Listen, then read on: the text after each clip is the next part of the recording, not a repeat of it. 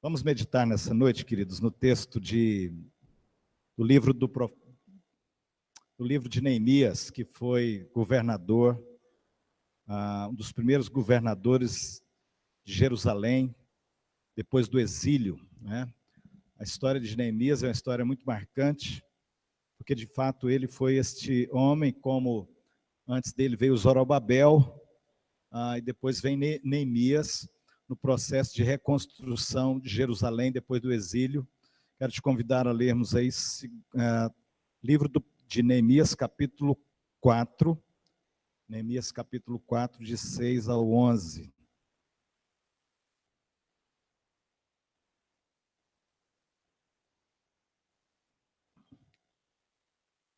Deixa eu ler com vocês aqui, de acordo com o que está projetado, a gente lê juntos. Nesse meio tempo, fomos reconstruindo o muro até que, em toda a sua extensão, chegamos à metade da sua altura, pois o povo estava totalmente dedicado ao trabalho. Podem ler o 7?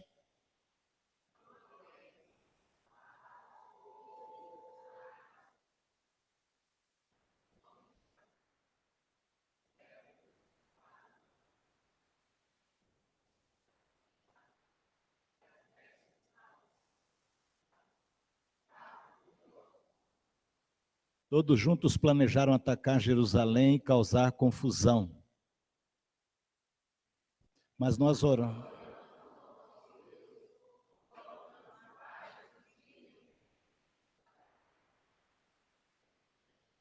Enquanto isso, o povo de Judá começou a dizer: os trabalhadores já não têm mais forças e ainda há muito entulho.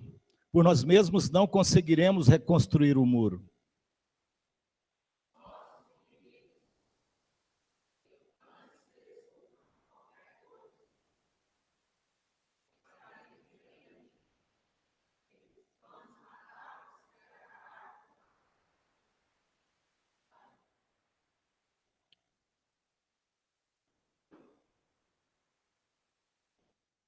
A vida nos traz inimigos, a vida nos traz, às vezes, circunstâncias, desânimo, e às vezes pensamos em desistir.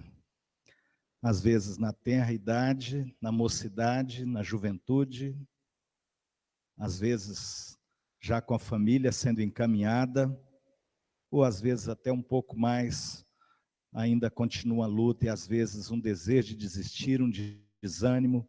E eu estava me lembrando da história que nós vivenciamos com a família muito querida, de uns avós que eu pastoreei com um rapaz adolescente, muito bonito. E aquele rapaz, então, tinha sido rejeitado pelo pai, e no contexto da história da vida dele, uma história muito difícil, porque, na verdade, antes de rejeitá-lo, a mãe foi rejeitada e destruiu a própria vida. E ele ficou com aquela pulga, não é? E meu pai, os avós cuidando dele. Chegou na juventude, ele queria por tudo conhecer seu pai. E os avós tentando protegê-lo, porque já tinham experimentado uma rejeição, uma perda tão grande, protegiam-no de conhecer o seu pai. Mas passa um mês, 2, 3, naquela insistência, o menino começou a pesquisar a história e descobriu que, na verdade, seu pai morava muito, muito próximo à casa onde ele morava com seus avós. E para o triste da história, aquele adolescente foi, então, depois de descobrir onde realmente morava o seu pai, ele foi e bateu aquela porta, esperando encontrar um abraço, um beijo, um pedido de perdão, uma reconciliação, e encontrar o seu pai, já que não pudera conhecer a sua própria mãe. Mas tão triste a história, aquele homem duro, coração de pedra, bateu na face daquele jovem à porta, e ele saiu dali triste, angustiado, sem sentido para viver, conquanto fosse de dentro da igreja. tal a rejeição tão dura, a luta, a angústia, o desânimo de viver e o sentimento de desistência, de desejo de destruir a própria vida. E o seu avô, conquanto da igreja, era fazendeiro, tinha armas em casa, e o avô percebeu um barulho, e era um barulho de arma. E assustado, então ele gritou, meu filho, e realmente o menino estava com a arma na mão, e ele saiu correndo atrás, meu filho, não faça isso, não faça isso. E correndo então, na frente do avô, e o avô tentando pegá-lo, até que ouviu-se o barulho de um tiro.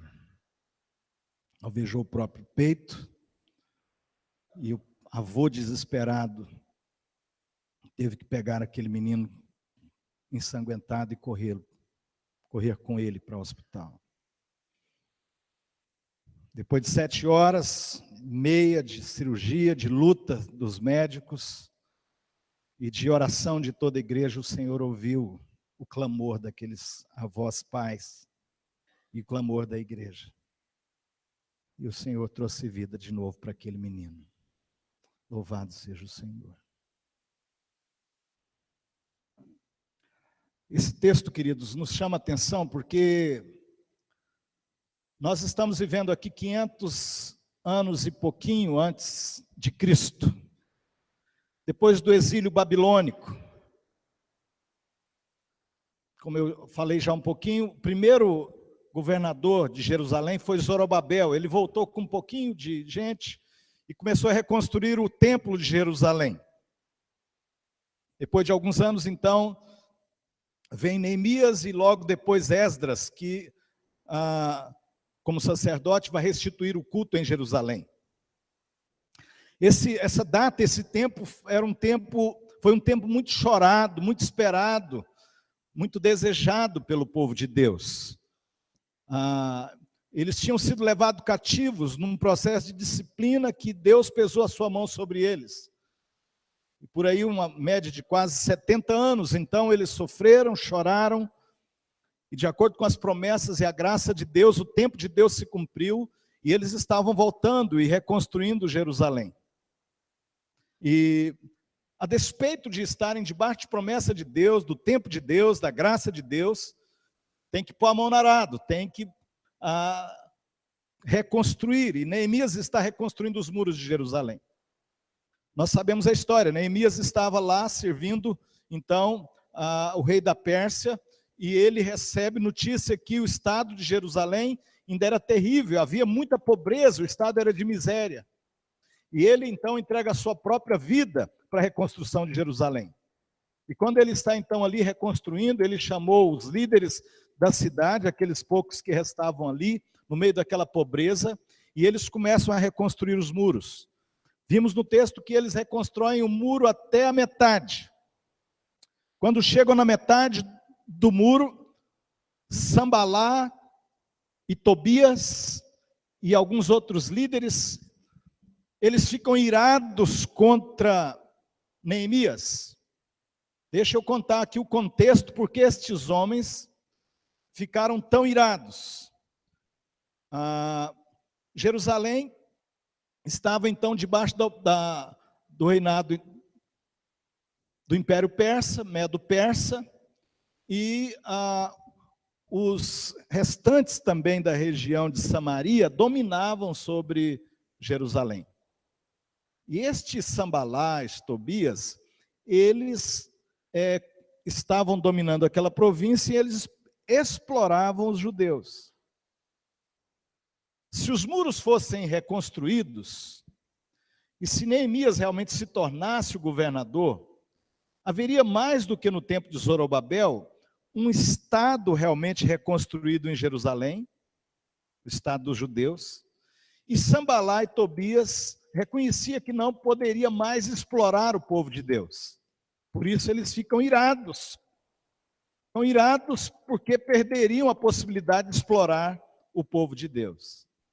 E é interessante, queridos, porque o povo se uniu, o povo se envolveu, o povo pôs a mão ali naquelas pedras, naquele processo, e eles reconstruíram os muros com muita garra, com muita dedicação, até a metade dos muros.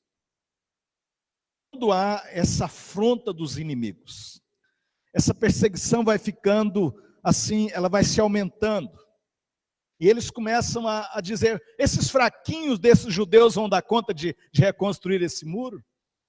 Este muro, com um sopro nós vamos derrubar este muro. Então eles zombavam de Neemias, eles zombavam do povo, e eles começaram a escarnecer realmente de Neemias, e um processo de opressão psicológica, processo de pressão emocional, processo de opressão circunstancial, em que eles tinham uma experiência realmente de guerra, e eles tinham um certo poder, e eles começaram a cercar Neemias. E nos diz aí o texto que o próprio povo então chega a um estado de desânimo. Versículo 10 diz, então disse Judá, todo Judá, já desfaleceram as forças dos carregadores, e os escombros são muitos, de maneira que não podemos edificar o muro.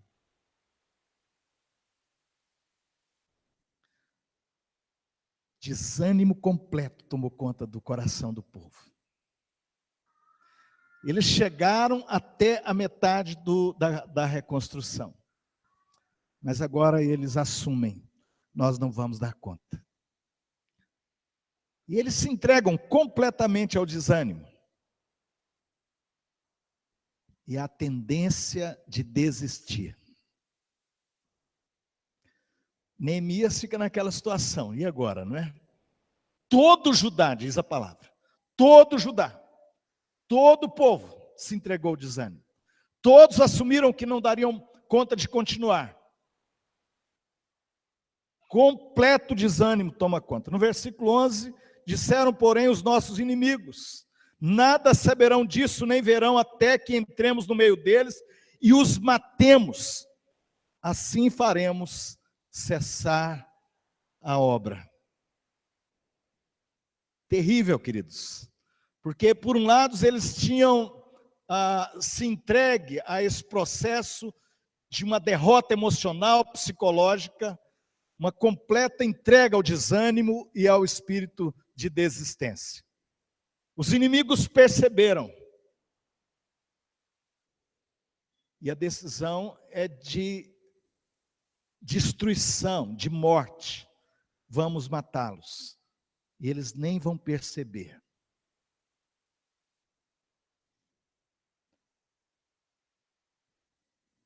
Como vencer o desânimo e as tendências de desistir? É sobre isso que esse texto nos fala. É sobre isso que essa história de Neemias, nesse momento, uma história real, como disse, 500 anos e pouquinho aí antes de Cristo, momento em que estão sendo reconstruídos os muros de Jerusalém. Os planos de Deus estão ali envolvidos. O projeto de Deus está ali.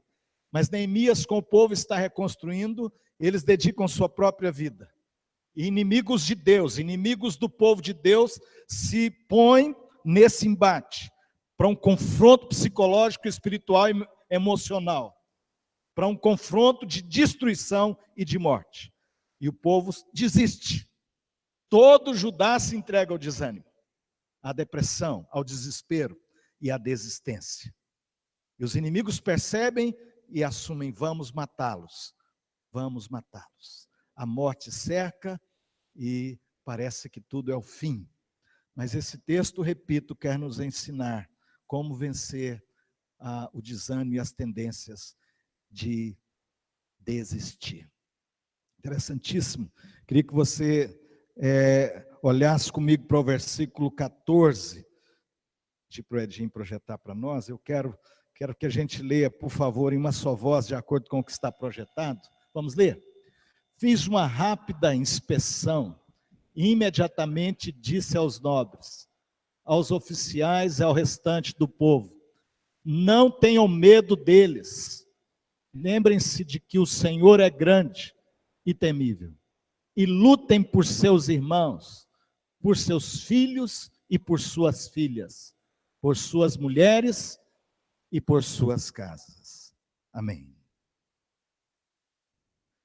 Primeira palavra de Neemias, queridos, depois de orar, de se colocar diante de Deus, ele chama a liderança do povo. Ele chama os líderes. A primeira palavra dele, depois de orar, é de olhar nos olhos desses homens e dizer: não se entreguem ao medo. Não tenham medo deles. Não tenham medo deles. Essa é uma palavra que aparece na Bíblia mais de 365 vezes. Parece mais de 500 vezes, na verdade. Não temas. Não temas. Não temas. Muito mais do que para cada dia, nós temos nas Escrituras essa insistência constante. Não se entregue ao medo. É impressionante, queridos, porque, não sei se vocês já observaram, quantas vezes, eu falei disso aqui uma vez, quantas pessoas destroem a própria vida, dominados pelo pânico, pelo medo, de que tudo não vai dar certo. No outro dia, não é? Quais motivos? A, ou B, ou C, ou D, o governo apresenta um refis, né, Obed? Parece um refis. E aí, crítica daqui, dali, não sei o quê, parece uma oportunidade de renegociar todas as dívidas, Mas a pessoa às vezes desistiu e destruiu a vida. Porque se entregou ao pânico, porque se entregou ao medo, porque se entregou ao desespero. Olhar para o amanhã e dizer: não há emprego, não há mais resposta, não há mais possibilidade. E destruir a própria vida, entregar-se ao desânimo, entregar-se ao desespero. E Neemias, cheio do Espírito Santo, olha nos olhos destes homens, líderes, e diz: não se entreguem ao medo. O outro aspecto que ele traz aqui, muito forte também, olhando nos olhos deles, é o mais forte de todos, né? A segunda palavra de Neemias: lembrem-se do Senhor. Lembrem-se do Senhor, grande e temível. Esse sim é quem nós devemos temer. E não é temer de ter medo, mas de ter respeito, de honrar, de tremer diante dele por sua grandeza, mas de não queremos fugir dele, porque ele é luz. Essa é a diferença do temor do Senhor, que não é simplesmente também ter medo de Deus, porque, na verdade, seria medo de viver longe dele, porque longe dele só há trevas, morte, desespero. O temor do Senhor faz-nos correr para perto dele, porque ele é luz, ele é vida, ele é bondade, ele é poder. Lembrem-se do Senhor, grande, grande, ele é maior do que Tobias, do que Sambalá, ele é maior do que as circunstâncias, ele é maior do que o desânimo. Deus é maior do que todos os nossos problemas. Quantas vezes, queridos, quantas vezes nós achamos que os nossos problemas são maiores do que o nosso Deus? Quantas vezes nossa fé é tão pequena e deixamos que as angústias, as lutas queiram assumir o lugar do poder de Deus na nossa vida. Lembrem-se do Senhor, grande, maior do que todos os nossos problemas, maior do que todas as circunstâncias. Ele é grande, ele é temível. Lembrem-se do Senhor, esta segunda palavra de Neemias para aqueles líderes. Olha, queridos, lembrar-se de Deus, lembrar-se dos feitos de Deus, ter uma memória de fé, ter uma memória de gratidão, ter uma memória do que você já viu Deus fazendo na sua casa, ter uma memória dos milagres que Deus já operou nessa igreja, ter uma memória dos milagres que você já viu por Deus responder orações que você acreditava impossíveis. É isso que Neemias está dizendo. Lembrem-se, lembrar-se é ter memória. Lembrar-se é ter memória de gratidão. Lembrar-se é ter memória dos feitos de Deus, do poder de Deus. E a gente tem que dizer para si: Senhor, por que me esqueço tão fácil? Quantas vezes tu já levantaste ao meu favor tão poderosamente? Vieste ao meu favor, me abraçaste, me acalentaste e me levantaste diante do Senhor. Bendito seja o Senhor, que o Senhor te faça lembrar nessa noite os grandes e poderosos feitos dele na sua vida, na vida da Igreja Luz, na vida de famílias tão amadas aqui. Oh, amados, que nós possamos nos lembrar do Senhor, grande e temível. É muito bom. Pode ser muito simples dizer, mas é muito bom dizer. Os nossos problemas não são maiores do que o nosso Deus. É óbvio demais, mas por que esquecemos tão fácil? Porque as lutas são reais. Eu sei, queridos, esquecemos muitas vezes facilmente, porque as lutas são reais. Os Tobias, os Sambalates da vida, estes homens que se levantaram contra Judá, contra o povo de Deus, contra Neemias, eram pessoas reais, com poderes circunstancialmente reais, para vencerem o exército de Neemias. Porque às vezes o dinheiro é pouco e é real a luta. Porque os problemas em casa, os desencontros emocionais, os desencontros de comunicação, a gente não consegue mais falar um com o outro, porque estas coisas não são fantasias, elas são reais.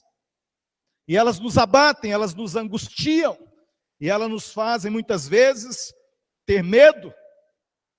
E eu estou dizendo, tentando explicar para mim e para você, por que a gente às vezes perde a memória.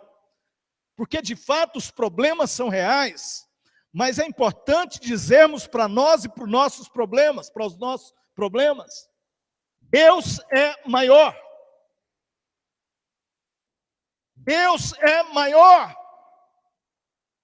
Sambalá era real, a estrutura militar era real, o ódio era real, o pânico que tomou conta de todo Judá era real, o desespero, conquanto já tivessem reconstruído metade dos muros. Deixa eu dizer para vocês, queridos, por volta de 70 anos oprimidos na Babilônia, os que ficaram estavam em estado de grande miséria. Se a sua família já passou por circunstâncias difíceis, você vai entender muito bem o que está acontecendo aqui com o povo de Deus. Eles chegam até um ponto da reconstrução, e ao invés de olhar para o Senhor e se lembrarem de Deus, eles se lembram das perdas, eles se lembram das derrotas. Quão fácil numa hora dessa, queridos, duvidar de que vai dar conta. Nós chegamos aqui, foi muito bom, mas não vai dar. Eles olham para suas próprias forças, olham para 70 anos de humilhação, olham para 70 anos de disciplina de Deus, olham para tantas vezes que sofreram, e são incapazes de acreditar no poder de Deus. Porque as memórias são muito dolorosas, são memórias de perdas, memórias de angústia, memória de derrota. Mas Neemias diz, vamos mudar essa memória. Queridos, é impressionante essa coisa da nossa psique, da nossa mente, das nossas emoções. A mente do crente, a psique do crente, ela tem que se renovar pelas memórias da graça de Deus, amém? O Deus que amamos é um Deus de graça. Não ponha as suas memórias apenas nas batalhas que circunstancialmente, aparentemente você perdeu. Volte o seu olhar para Deus. Volte o seu olhar para este Deus que é grande, grande, grande, grande, grande e temível. Ele sim há de ser a memória que se renova na sua vida nessa noite. Porque essa memória do poder de Deus, da grandeza de Deus, é que faria o povo se levantar naquele momento. Não só o fato de não se entregarem ao medo, mas o fato principal de renovarem uma memória, uma mente, uma psique renovada pela graça, de um olhar que é dirigido para o Deus de amor, Deus de bondade, Deus de misericórdia, que é toda a nossa esperança. Amém?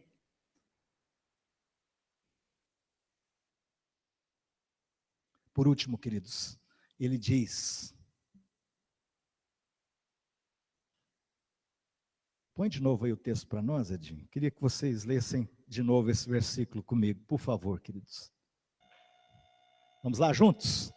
Fiz uma rápida inspeção, imediatamente disse aos nobres, aos oficiais e ao restante do povo: não tenham medo deles. Lembrem-se de que o Senhor é grande e temível. E lutem por seus irmãos, por seus filhos e por suas filhas, por suas mulheres e por suas casas.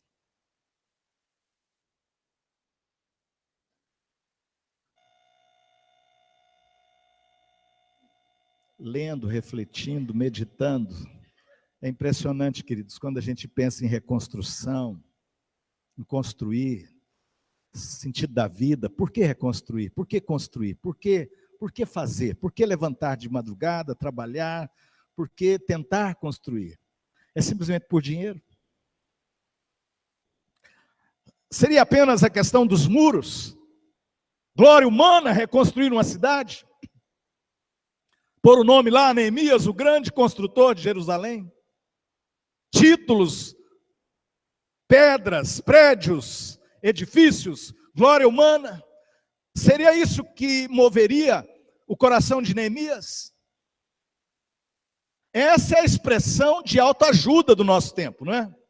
Você pode, você tem a força, você precisa se levantar, você precisa reconstruir o seu nome, a sua história, fazer alguma coisa, deixar um legado. Onde estará o seu nome? Brilhando, né? Não é sobre isso que Neemias está falando. Não é sobre a glória humana. Não é sobre a glória dos gregos, dos grandes impérios, babilônico, o império medo-persa, depois então vem o grego, o império romano, com todas as suas glórias. O grande império babilônico, que nesse momento já tinha caído. Babilônia, com a sua glória, uma das 7 maravilhas do mundo, tinha caído. Não é sobre dinheiro, poder político, não é sobre nome, muros, pedras que Neemias está falando. Para vencermos, queridos, desânimo, para vencermos o espírito de desistência, nós precisamos ter uma perspectiva maior da existência. Precisamos ter um sentido maior do existir. E é sobre isso que esse texto nos desafia de uma forma tão profunda e intensa. A olharmos para Deus e percebermos que há um sentido mais profundo do que apenas mais uma pedrinha, mais algum dinheiro na poupança, mais algum título no acúmulo dos títulos que você tem. Ou alguma glória humana. É impressionante. Alguém dizia, não é só levantar de manhã e pôr o uniforme que a sociedade pôs para você vestir, não é simplesmente obedecer aos ditames de uma sociedade opressora, que faz você como um soldadinho, obediente, servir a própria sociedade, enriquecendo a outros, e um poder e um Estado corrompido, e que você não encontra mais sentido para lutar. Queridos, deixa eu dizer uma coisa para vocês, da parte do Senhor, nosso Deus. Há um desânimo violento tomando conta de todos nós.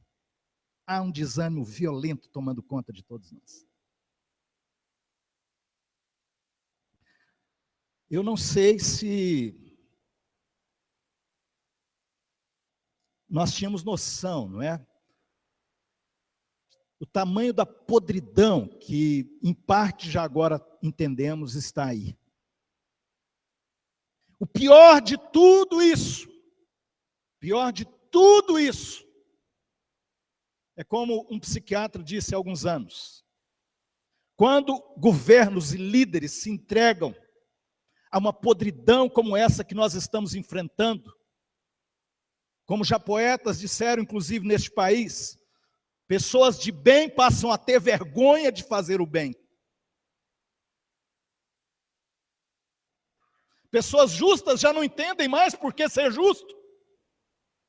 Nossos filhos não sabem mais por que sonhar. O trabalhador justo e honesto, que é roubado, que não há segurança na cidade, não há segurança na nação, não há a quem apontar e dizer: esse é um justo, esse é digno, podemos nos espelhar. Há alguém por quem viver, há alguém por quem morrer, há alguma coisa por que lutar. As famílias oprimidas, nos nossos processos das próprias lutas que vivemos, entramos nas nossas próprias guerras nos nossos lares. Maridos e mulheres se confrontam diante da opressão financeira, do desemprego. Culpamos o outro e não vemos que o desânimo toma conta de nós. Acusamos o outro com palavras ou não, porque o inferno, Satanás se levanta. Como o texto nos diz, os inimigos percebem o desânimo e querem matar. A palavra diz que Satanás, como um leão que ruge, anda em derredor procurando alguém para devorar. Nossas casas são cercadas pelo inferno, por seus demônios. O desânimo cerca o nosso coração. Não é por menos, eu não estou te acusando e nem me acusando. Não é por menos, queridos. Porque você se levanta e trabalha e parece que não tem sentido. Mais um com desemprego e parece que não tem sentido. Você paga os impostos e parece que não tem sentido. Porque mais e mais somos roubados. E mais somos explorados. E um desânimo começa a tomar conta de homens e mulheres de Deus, da juventude, e até mesmo desespero. Alguns destroem a própria vida. Suicídio, o número de suicídio aumenta, a morte espiritual, a morte moral. Pessoas já não sabem por que serem justas, serem íntegras, não acham que mais vale a pena. Por favor, não estou acusando a igreja, queridos, mas é impressionante o desânimo espiritual que vai tomando conta. Porque você, para que ir à igreja? Para que orar? Parece que nem para orar você encontra mais motivos. E famílias, e filhos, e o desânimo. E nós vamos nos entregando. Guarde essa palavra do Senhor para a sua vida.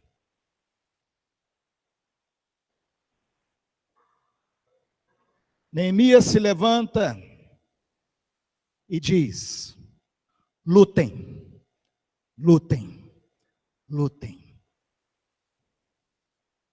Lutem por seus irmãos, lutem por seus filhos, lutem por suas esposas, lutem por suas casas. É impressionante, queridos. Não se entreguem ao medo, lembrem-se do Senhor grande e temível, e levantem-se e lutem. Mas olha o que ele está dizendo: não lute mais só por um tijolinho no muro, não lute mais simplesmente por causa de um título na sua lista de títulos. Lute como homem de Deus, por sua história, por sua família, por aqueles que estão próximos a você, numa edificação de vidas. Deixa eu dizer uma coisa para vocês muito interessante quando você estuda geograficamente, circunstancialmente, quando Neemias está reconstruindo os muros, e porque naquele momento o muro em si era muito importante. Uma cidade sem muros naqueles dias era uma cidade sem proteção. Uma cidade sem muro naqueles dias era uma cidade sem dignidade. Tudo que se plantava era roubado. As crianças não podiam correr nas ruas porque a cidade era totalmente desprotegida. Os velhos não podiam ir para a praça conversar.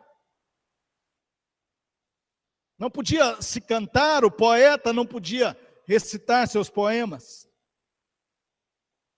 Quando Neemias está lutando pela reconstrução dos muros, é uma reconstrução de dignidade, é uma reconstrução das famílias, é uma reconstrução de vida. É muito mais do que as pedras em si, queridos. É uma questão de dignidade humana, é uma questão de perceber-se como povo amado de Deus, como povo de Deus, como povo debaixo da graça de Deus, porque aqui não está se falando de construir por suas próprias forças, por seu próprio braço, por suas próprias estratégias. Aqui está se falando de não se entregar ao medo, de lembrar-se do Senhor que está conosco e de reconstruir no Senhor a própria vida, a dignidade da vida, o valor da vida. Porque, queridos, na história muitos reconstruíram pedras, ouro, reconstruíram títulos. E tiveram que chorar no fim, porque não tinham, na verdade, amigos para celebrar, família para agradecer, uma fé para expressar e se entregar totalmente. Não há sentido algum, nós sabemos disso. É só lembrar, lutar realmente sem Deus, lutar com propósitos efêmeros, vazios, vai nos fazer pessoas totalmente desanimadas mesmo, queridos. Agora eu quero dizer para você, em nome de Jesus, nessa noite, que o Senhor faça de mim, de você, realmente pessoas, guerreiros de Deus, que se levantam, que hão de se levantar desta cadeira nessa noite. E juntos vamos sair daqui continuando e dizendo para nós, há uma razão muito maior, a dignidade da nossa família, a dignidade dos nossos filhos, a dignidade da história do nome de Deus na nossa vida, a dignidade da história dessa igreja, a Igreja Presbiteriana Luz, e a sua família como parte dessa história, seus filhos como parte dessa história, o Deus a quem servimos, que amamos, que dá o sentido maior a tudo isso, e que dá-nos a energia, a força e o poder para tudo isso, e que nos fará amanhã de manhã, nos levantarmos, depois de chegar agora em casa, depois da jantinha, juntos aqui, em tudo isso, renovando esse profundo sentido. A vida tem sentido. Lutar contra o desemprego, contra o desespero, contra inimigos, contra o inferno, contra seus demônios, contra a angústia, contra tendências de desistir. Porque há Deus na nossa vida. Porque a bondade dele está em nós.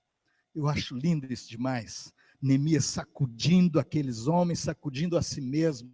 Lembrem-se da sua família.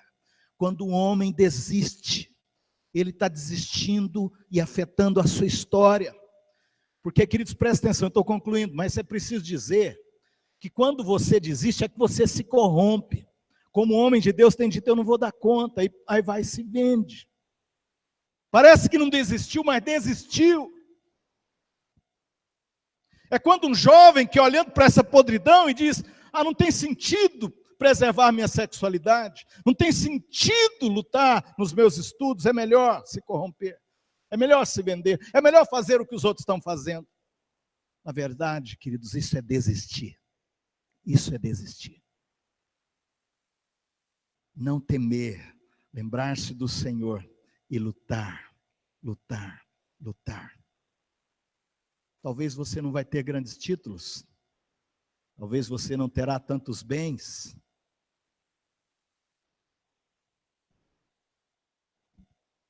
e se você for antes de mim, tenha certeza que nos lembraremos de um homem de Deus que lutou, que edificou sua casa, que impactou essa igreja. É isso, queridos, que nós estamos precisando. Nós não estamos precisando tanto de uma poupança tão gorda assim. Nós não estamos precisando de tantas coisas. Nós estamos precisando de homens e mulheres de Deus. Ah, queridos, deixa eu dizer uma coisa sincera para vocês. A nossa igreja tem grandes projetos. Vocês sabem que Deus pôs no coração do pastor Jean, é um sonhador de Deus, um homem de visão. Deus tem dado visão para esse conselho, mas nós precisamos nos unir. Não simplesmente para também algum projeto como uma pedra, como estou falando aqui, mas a restauração de vidas, restauração de igrejas. Como Deus tem usado o pastor Jean e a nossa igreja, o nosso ministério para abençoar igrejas, pastores, alguns deles que não acreditavam em mais nada, queridos, estão nesse processo do Life on Life, discipulado, num alento de vida. Nós estamos num projeto de restauração de vidas, de restauração de sonhos. Então, não fique acanhado, não fique aí no medo, na angústia, não se entregue ao desânimo, não tenha medo de vir para cá, de dar, olha, não tem dinheiro não, mas eu quero ajudar, eu quero me envolver, eu quero me levantar, eu quero lutar pelas famílias. Lembrem-se do Senhor e lutai por vossa casa, vossos filhos, vossas filhas. Em nome de Jesus. Em nome de Jesus. Vamos ficar de pé, vamos orar.